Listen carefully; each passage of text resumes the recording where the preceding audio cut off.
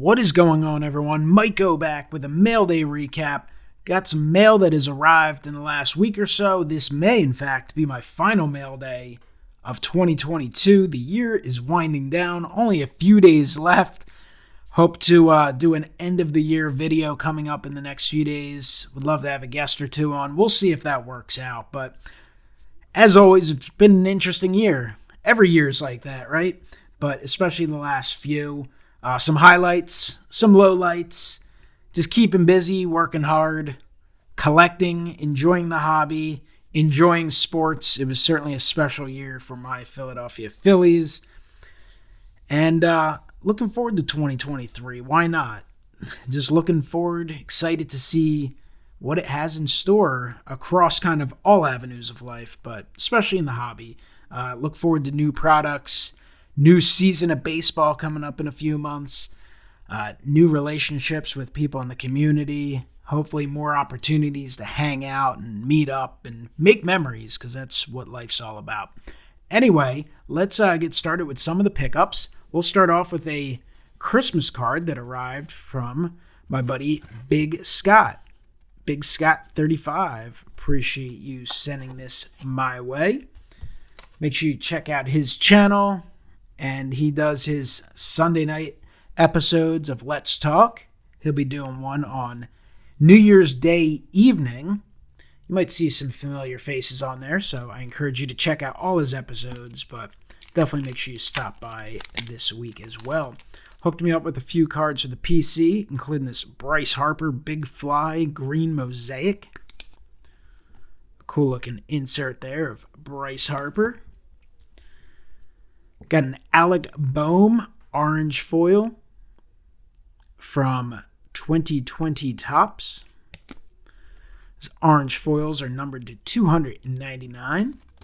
Sent a Steve Carlton autograph. This is from Fleer Greats of the Game. 1900 to 2000. Steve Carlton, probably pretty underrated in this hobby and maybe even in baseball in general. Just pitched so long ago at this point. Now everyone's looking at the guys who pitched in the 90s and 2000s and forgetting about some of these guys who were incredible in the 70s and 80s. Steve Carlton, one of the greatest left-handed pitchers of all time. He is one of those guys, though, in the hobby over the years, has signed a lot, so that does keep his values down, which unfortunately sometimes the values are what people look at in terms of greatness. People have a hard time separating like the baseball great from the hobby great, and if you sign a lot, there's a little more out there, so therefore that brings the prices down. And sometimes when the prices are down, that kind of turns some people off, not the big-time baseball fans, not the big-time historians or collectors, but some of the people who are just looking at those dollar signs. And then Scott also hooked me up with this 1993 Score Select Drew Bledsoe rookie. Drew Bledsoe, childhood favorite of mine. Had a really good career. He's another one of those guys. He's actually pretty popular in the hobby, generally speaking, for a guy who was a really good player, had a really nice career, but not Hall of Fame worthy or anything. He has a strong collectability market because there's just so many people who grew up watching him. But definitely gets overshadowed because the guy who followed him obviously had one hell of a career in New England, of course. But that's a super cool card. So Scott, absolutely appreciate that. Here was an eBay purchase. I'm pretty sure I have this one, but whenever these Ginter signatures of Hall of Fame players pop up, I usually follow them and toss a few bids and usually get outbid. They go for pretty strong prices, whether they're certified or not. But picked up a Jim Palmer on a 2012 Ginter. Chase Anderson Sapphire. That's not actually what I ordered. I ordered a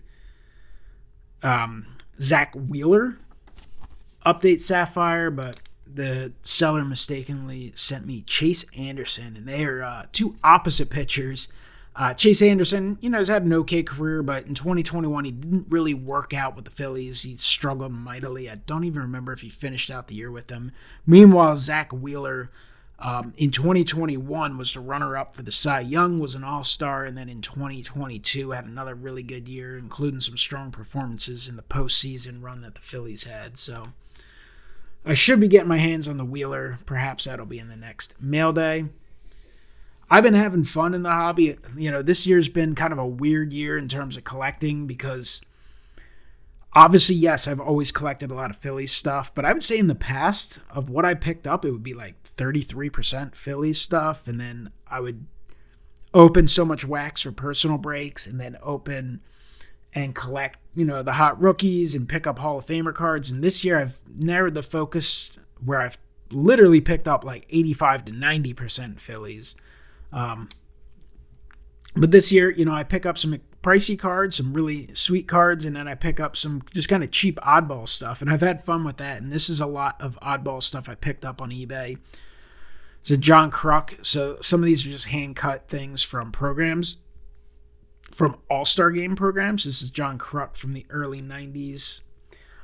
This here is a Steve Bedrosian Topps sticker, I believe, from 1988. Maybe that one's just a mini from a mini set. This is a game piece. Had no idea this existed. Benito Santiago, Team Out Baseball from 1996. Benito Santiago, when I grew up, like obviously he was one of those hot rookies back in, was it like 1990 or so? So you grow up and you're always hearing about him and you knew he was a good player, and then he ended up on the Marlins. And I just remember being a kid thinking it was cool he was on the Phillies. And he was actually like the first Philly that I ever witnessed a season where Philly hit 30 home runs in a year. He was one and done with the Phillies, but had a really productive offensive year, really a career year for him offensively in terms of home run output. And so that was always neat, and that's something I'll remember. Obviously, Mike Schmidt had some big years early in my childhood, but they weren't really seasons I really specifically followed. So cool little pickup there. Here's a Von Hayes. He was a childhood favorite of mine. A top all-star card of Von Hayes. Here's some of his career best. That's from 1990. Little 1990 set. And some of the other pickups. This is a Grover Cleveland Alexander stamp.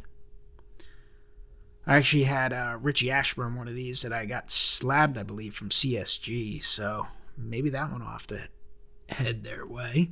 And then here's some more of these All-Star Program cutouts. And they're just kind of neat. I picked up some of them. So this is Ricky Bottalico from the 1996 All-Star Game. As you can see, well, actually the back of this has honorary captain Johnny Padres. But they're just literally cutouts from the program. So they have really no value, I guess, monetarily wise, but they're just kind of neat little things to pick up. Bottalico pitched in the All-Star Game that I attended as a kid back in 1996 in Philadelphia. Phillies will be hosting the All-Star Game coming up in, I believe, 2026, so that should be pretty neat. Heathcliff Slocum, he was the winner of an All-Star Game one year. Obviously in 1995 there, he had some spectacular first half stats. Jim Fregosi, manager of the Phillies for a number of years, including that 1993 team. Terry Mulholland, who was actually the starting pitcher in the 1993 All-Star Game. And a favorite of mine. It's another Jim Fregosi. He was a coach during one of the years of the All-Star Game. Is Dave Hollins. I think I might have picked up a few of the 93 Phils. John Kruk. Guess that one's from 1992.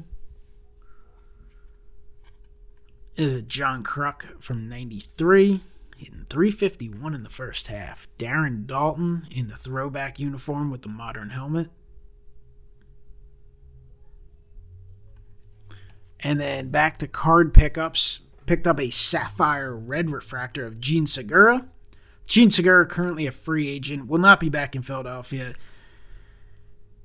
Well, at least it's unlikely. I guess theoretically he could, but I wouldn't expect it. He is, he had a nice little run with the Phillies over the course of a few years. Turned out to be a nice acquisition. Played a key role in the team this year. He had some big hits during the course of the postseason. So I have no problem adding a cool card like this into the collection. He's unlikely to be back. Bryson Stott, the plan is for him to take over at second base, which is his natural position where he came up playing as a minor leaguer. Of course, this year he played shortstop, but the shortstop will be taken over by Trey Turner now.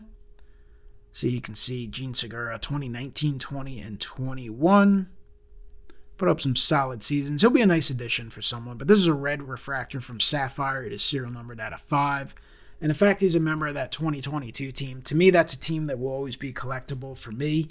Obviously, so many products and I have so much stuff, but I have no problem picking up some of those just because of the great memories it provided. This is the red atomic refractor of Gene Segura from Platinum Anniversary. These are numbered to 100. I'm kind of slowly going for the run of Phillies rainbows to a degree. I mean, I'm not going to get the superfractors, and you don't see a lot of certain singles pop up, but when I see them and they're at auction and I can get them at a good price, I will pick them up. Specifically the guys that, are contributors to the Phillies organization. There's a few players in that set, minor league type of guys who are kind of questionable why they were even in the set. Here's a Garrett Stubb black parallel from 2022 Topps. That's from Update. The blacks are numbered to 71. Garrett Stubbs, backup catcher of the 2022 Phillies, contributed like a lot of players. Had a walk-off home run earlier this year, which was a really fun game, and did not really play in the postseason because JT Realmuto is just a beast. He's behind the plate for all 9 innings of every game, and he's getting the at-bats, but he certainly was heavily involved in the celebration. So he's one of those kind of fan-favorite types of players. So cool card there. Here's a Trey Turner, Topps Now. I mean, I'm not a huge fan of these acquisition Topps Now cards, but eventually they become tough to find. I actually still need the Zach Wheeler pickup one. Like, at a certain point, I realized, well, I might as well have them all for the Topps Now kind of complete run. And I passed on it when it came out, and now it's very, very difficult to find. So picked up the Trey Turner. Be fun to see what he does in Philadelphia next year. Last 2 pickups. 1, Instavision. These are case hits out of Stadium Club. Harper Blasting in Blue. Really nice looking cards. They've made them the last couple years, and they just look neat. I mean, they could probably do a better job with the imagery here. It's always just like a studio shot, but in here it's neat and it has some shine to it. So cool pickup for the Harper and Phillies collection. And the final pickup, we got my guy Connie Mack in 1936. Connie Mack, John McGraw, Fine Pens. So that is a super cool card. Blank back. I mean, you got 2 Hall of Famers, 2 all-time greats there. So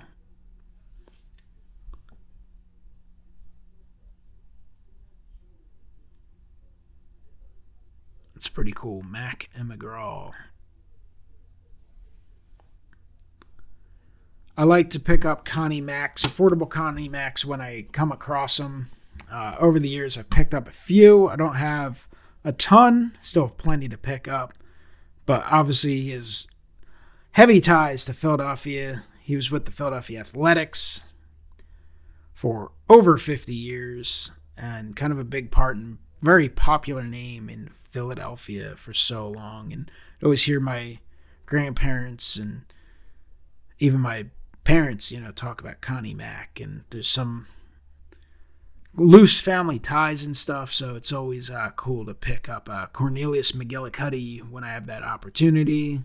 And as Wesker Griff would say, Mr. Mack is smiling down upon Philadelphia baseball, which he was in October of 2022.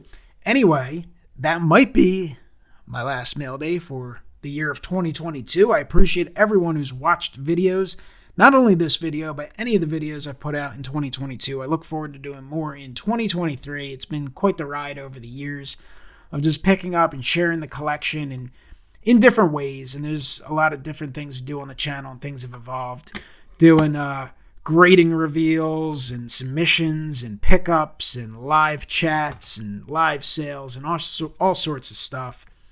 But the thing is, it's fun to collect. It's fun to interact, both here on YouTube and in person at shows and in chats and on different channels. It's fun, and that's what it's about. there's really no reason to stress yourself out. Certainly in the community, making videos, interacting in the community, or really in the hobby. Yes, it's a serious hobby, and there's a lot of serious money being put into it, but at its core, it's about having fun. It's about enjoying, and you really shouldn't kind of lose yourself in the hobby. You just got to focus as much as you can or pick up what you love. And I think we all like to be influenced to some degree by our fellow collectors and fellow people on YouTube, but not to a fault, right? You want to see something like, oh, let me explore something from that set. Or, oh, let me see if my favorite player or team or whoever I collect is in that set. But you also don't want to just sit there and be like, oh, this person's saying to buy this card, this card, this card. And next thing you know, you get yourself in a big hole and you look at what you have and you go, what the heck is this? Is this really stuff I want? And that's why I've kind of taken the approach to collect what I like, collect what I enjoy, collect what I'm passionate about, and share it and show, hey, it's okay to just collect what you like. You get some cards that are a little pricey, and you get some cards you can get for $1 or $2 that are super cool and have some relevance to you, because that's what it's about. It's what relevance and what enjoyment do you get out of it, not what do others think about it. So I guess they're my final thoughts for mail days in 2022. Keep at it, enjoy it, comment below, let me know what you think of the pickups, and I will talk to you sometime soon, and certainly again in 2023. Stay safe, have a great one, happy holidays, happy new year. I'll talk to you later.